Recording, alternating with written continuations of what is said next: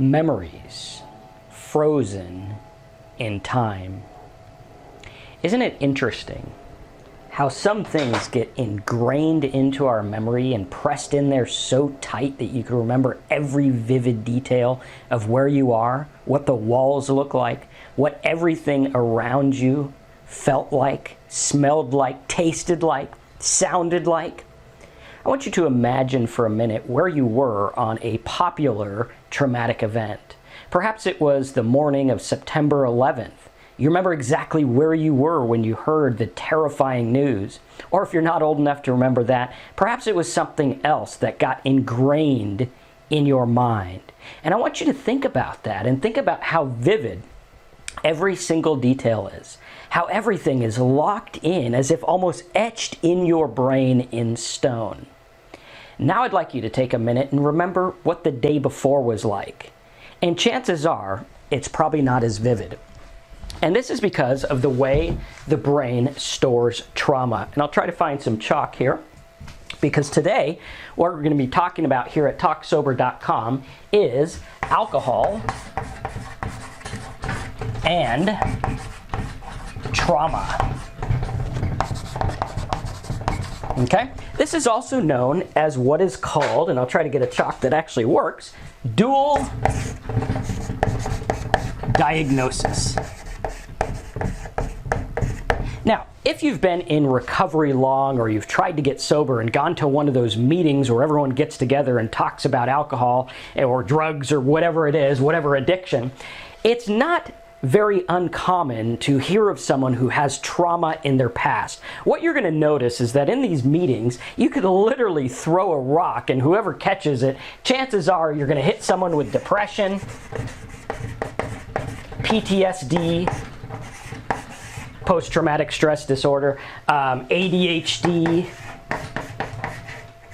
trauma, right?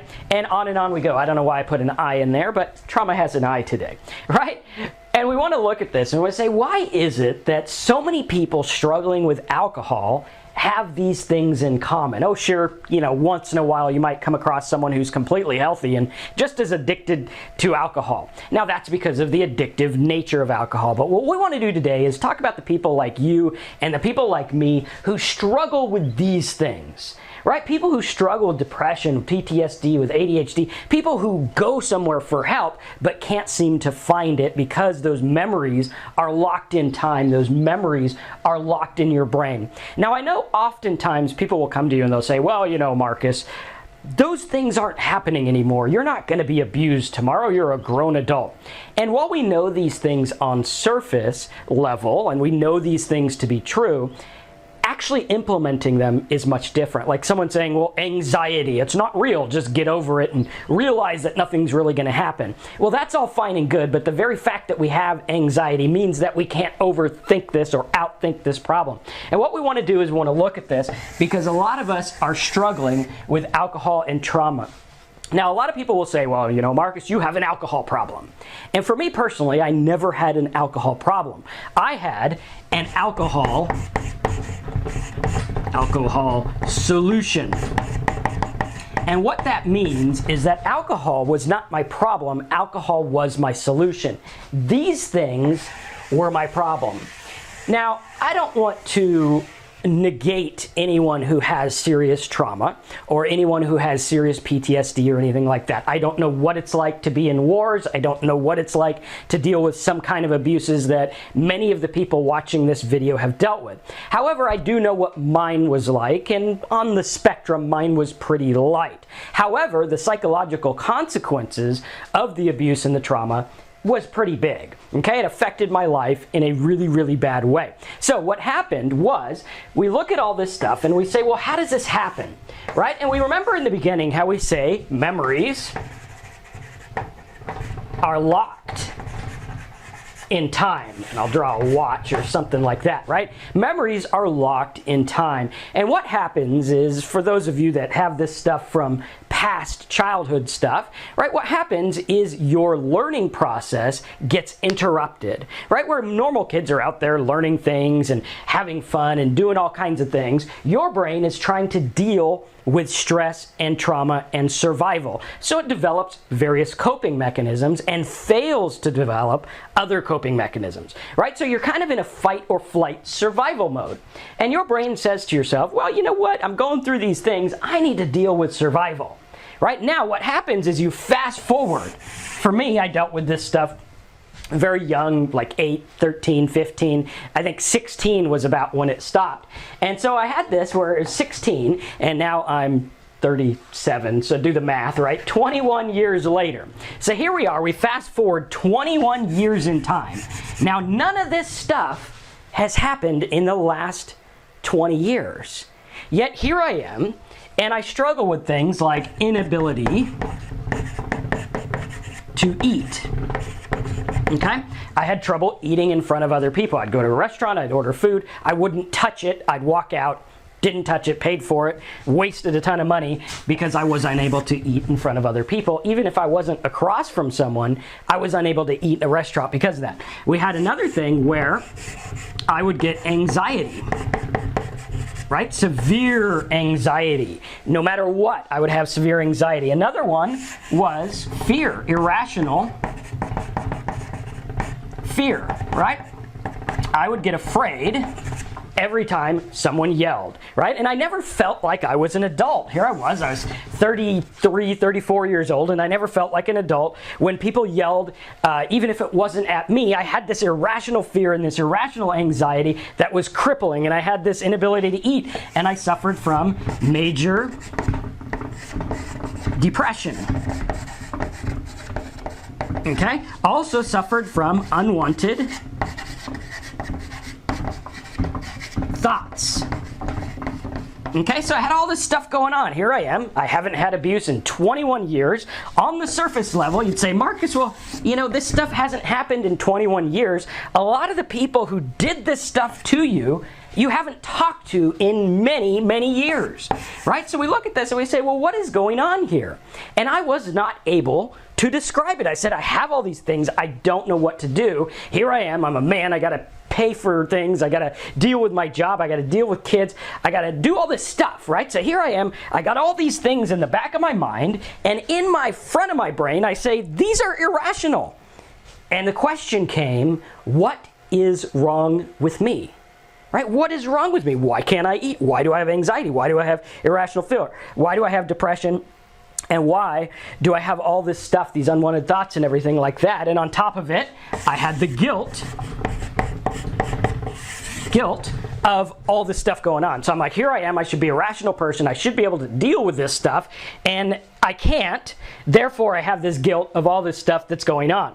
Now, it's easy for us to say, what's wrong with me, as if something is wrong with you. First of all, let me be the first to tell you, nothing's wrong with you, you're human. What happened is along the way, your learning process to learn coping skills got thwarted or got shut down by this stuff, right? Those memories locked in times, those fears, because your brain said, I need to be afraid of this, right? When I was a kid, I needed to be afraid of things. I needed to be alert. I needed to say, okay, what's going to happen?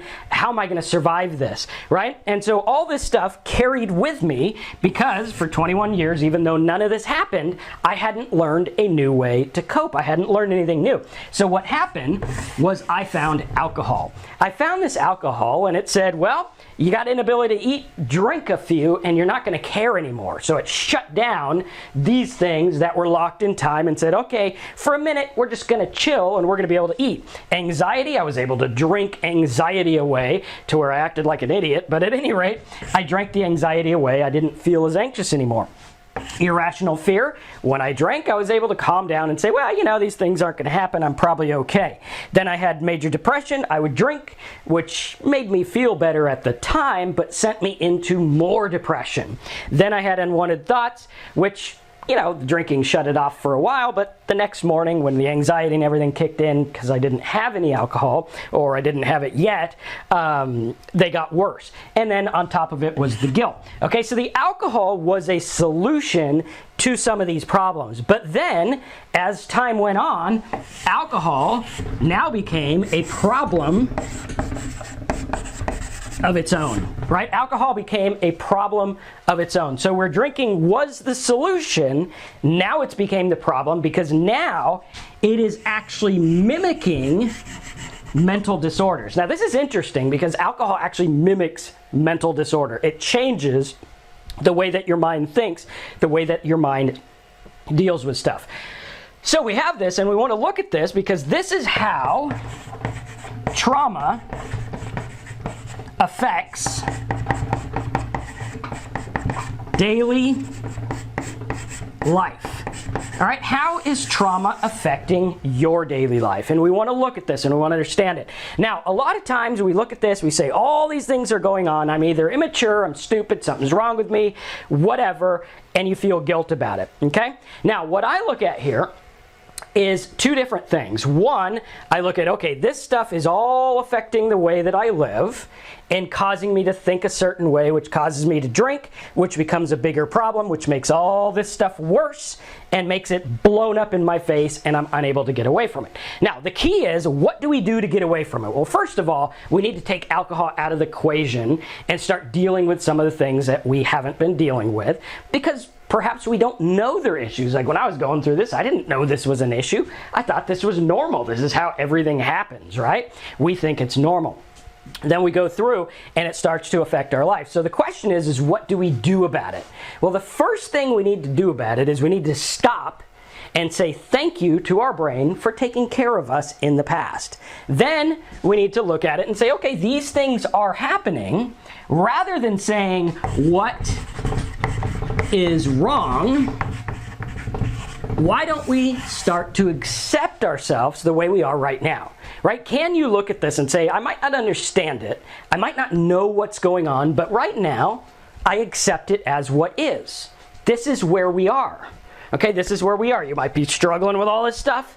It might be coming up, but this is where we are. So first, get alcohol out of the equation. Second, understand that it's not what's wrong with me. It's this is where we are. Okay, this is where we are. All the things that have been affected can be reversed. This is the wonder of neuroscience and neuroplasticity, or brain plasticity, or whatever it is, right? Fancy word that I don't know. But this is what happens, right? Your brain is flexible. It can change. It can learn new things. And that's why a lot of people think that alcohol is based on a learning disorder. And not a learning disorder like dyslexia or something like that, but a learning disorder where you haven't learned coping skills, and instead you're using this to shut things down. This is why so many people end up on so many different medicines for their entire life for psychological stuff, because of the fact that they're never dealing with it and they're just numbing the way their brain works. Now, whatever your doctor says, do that, right? Don't listen to me. But we can look at this and say, well, nothing's wrong with me. I can accept myself the way I am, and I can start to change things. Another thing to look at is underlying all this stuff is something called belief structure.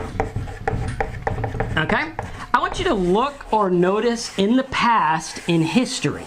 Okay, in history there was a lot of shitty stuff done, terrible stuff done, right? There was times when they just killed a bunch of babies and stuff like that, and there was times when war was just crazy and they would do the most outrageous things. Or there was times when you would have someone who had a different belief system and they would kill them or burn them because they were like, okay, this person's a witch, or this person's against the church, or whatever.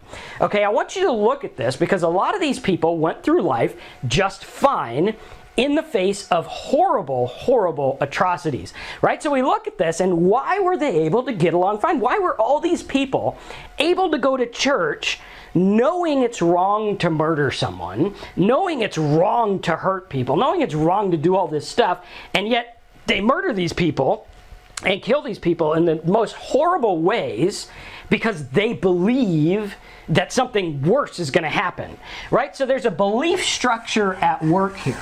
Okay, now this belief structure was in your mind back here as well, right? This belief structure might have said things like, well, I don't know why this person does this to me. It must be something about me, right? And we internalize it, which means all this stuff starts to come back because now we're looking at it saying there's an underlying belief, right? Maybe there's an underlying belief saying maybe I caused that, or an underlying belief saying maybe people are out to get me, right? And when all this stuff happens, your belief structures are formed along with all this bad stuff. Right? So what we're left with now, not only is all this stuff that we can't explain away, all this stuff that we know is not real, and the guilt over it, and not being able to get rid of it, and alcohol, which is now becoming the problem, which has been a solution, but we also have this belief structure. Right? The belief structure is where everything comes from, right? We look at this and we say, these people had terrible things going on, and they had a belief structure that changed the way that they thought.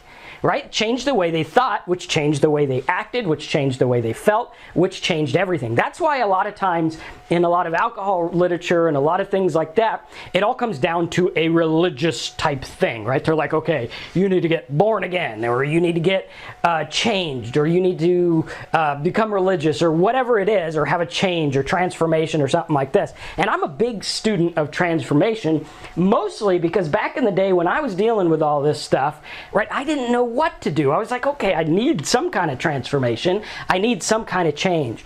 And what I've boiled it down to through my years of learning about this stuff and having to deal with this myself and teaching myself, because therapists like to put different letters and things like that, say you are depressive, you are PTSD, you are ADHD, or whatever.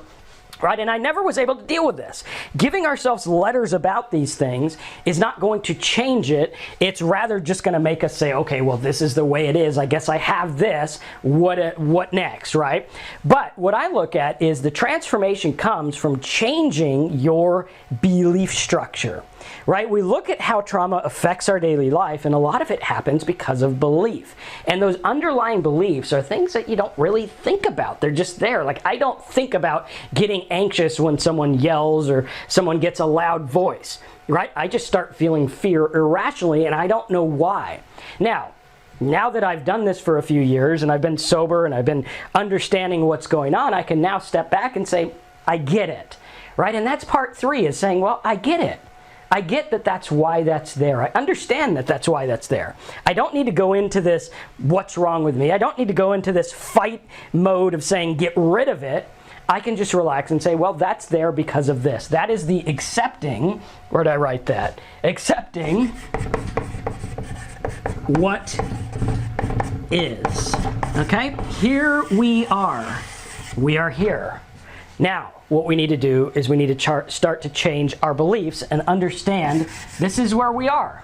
Right? This is where I am. I understand that these aren't going to happen anymore, but I still feel this way, and that's okay. I understand that because my mind was trying to protect me. I don't need to drink it away. I don't need to drink the guilt away. I don't need to drink the anxiety away. All I need to do is accept that here I am. Okay, now a lot of people try to define themselves through various stories. I was Marcus the abused. I was Marcus the PTSD. I was Marcus the depressive, or I am depressed. Right? And we look at this and we put the word I am to many different things.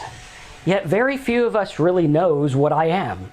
Right? And we look at this and we say to ourselves, well, what am I? Am I the sum of my thoughts? Am I all this stuff? Is that what I am? Am I the guilt? Am I an alcoholic? Am I this? Am I the sum of all the things that I think about?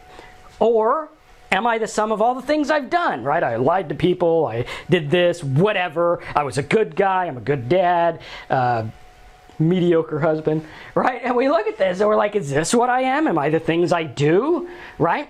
And a lot of people will tell you, as a man thinketh, so is he. Am I just a sum of my thoughts? Am I the sum of my actions? Or am I what was done to me? Am I the abused? Am I this person? Am I a victim? Right? And we look at all this stuff, and what we're doing is, instead of accepting what is where we are now, we get caught in the trap of naming. Right? Naming and owning. Okay, we name these things and we say this is what it was. We own these things saying I am these things, and then we interpret meaning. Okay, we interpret meaning and we say, well, I have irrational fear, that means I'm weak. I'm an alcoholic, that means I can't handle my own. I am this, that means that. I'm depressed, that means this. And we go through life naming things, owning them, and having internal meaning about them, right? Interpreting them. What are we thinking these mean? So all this stuff is in the past, and it's not accepting what is where we are now. Right now, in this moment, you have a chance to completely transform and recreate yourself, right? We can't do anything about the past. We know that, okay? We probably can't do a whole lot about this stuff right now. Okay, right now I'm probably still going to get anxious when someone starts yelling. I'm probably going to get depressed if things get bad. But noticing them, knowing that these things happen and accepting them as what is the first chance to getting better, the first step to getting better, right? Because now I say, well, I have this anxiety, it might be because of this, whatever, here I am now. Okay, once we accept it, we start to say, this is what is, I'm going to live now in this moment. Now, we want to look at this because, again, this is what the belief structure is all about. The beliefs that you're telling yourselves about these things, the meaning of what it is what's keeping you stuck. So, what I'm going to do in some other videos, make sure that if you like these videos, you subscribe to my channel, Talk Sober, or go to talksober.com, but you can subscribe here on YouTube. And we're going to talk about this belief structure, and we're going to talk about the dual diagnosis, because this is something a lot of people just shove under the rug. But I want you to know that your story is important. What happened to you is important. The things that are still happening to you are important. But we don't need to give them any interpretation or meaning beyond what they are. Here we are now, we can accept what is, and that is the first step to getting better, saying, here I am, right? That's why alcohol recovery programs are so big on accepting the fact that you're an alcoholic, right? Can I accept this fact? Because once I accept it, now I can start to get better. Does that mean I am an alcoholic branded for the rest of my life, going to meetings the rest of my life? I don't know. That's up to you to decide. But what I do know is right now we need to do something about it. Right now we need to do something to listen to these, right? Because your feelings are trying to tell you stuff. And your feelings, even though they're there, might be just programmed on all this past stuff, right? It's the way that your mind was trained to work. It's the way that your mind learned to work. And to come in here now and saying, well, this is wrong, this is bad, why do I have this, is just giving more fuel to the fire of the bad stuff you're trying to get rid of in the first place. But once you accept it and say, this is where I am, this is what happened. Of course my brain was afraid. Of course I get scared when people yell. I was yelled at my entire life.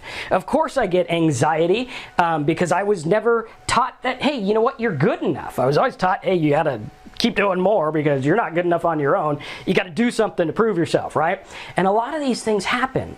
But if I accept it and say, hey, look, that's where it is, I can start from this point and I can start to get better. And I hope this helps you understand what's going on and helps you understand that, hey, this is bigger than just alcohol. It's bigger than just dual diagnosis or some letters after your name, because this is the part that's affecting your life. And if you start to accept what is, hey, these are affecting my life because of that, fine. Great. Now, let's train our brain in a new way. And that's what the rest of these videos is going to be about. So, subscribe to my channel here. Go to talksober.com. Put your name and email in. You're going to get all the other videos and everything from us. Make sure you put your comments below if you like this video or you didn't like this video or your thoughts about the video or if you want a new video. All right, put your comments there. But make sure you subscribe and let's get past this together and let's deal with this together, because I know that there's something better in store for you once you start to change your belief structures. And I'm not going to try to get you into any cult or anything.